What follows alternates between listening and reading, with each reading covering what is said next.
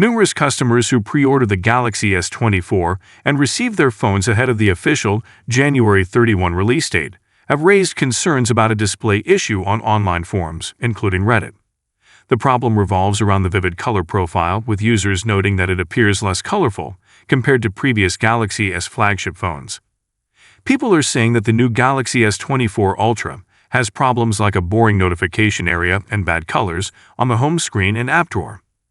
Another list from a Samsung insider has more complaints, like someone saying their older S23 Ultra looks much better, and another person switching back to their S23 Ultra because the screen on the new one is too dull.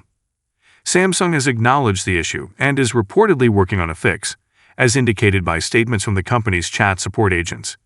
Users have reported discrepancies in the vivid and natural color modes, with the screens not displaying a significant difference.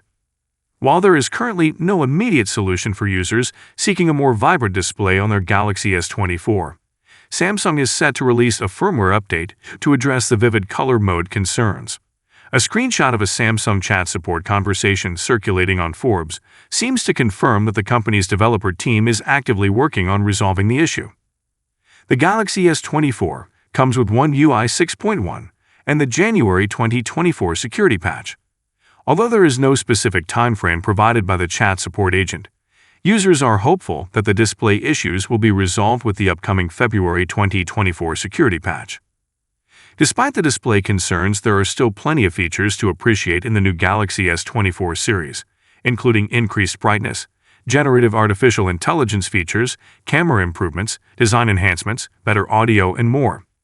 Users can enjoy these aspects while awaiting the anticipated software update from Samsung.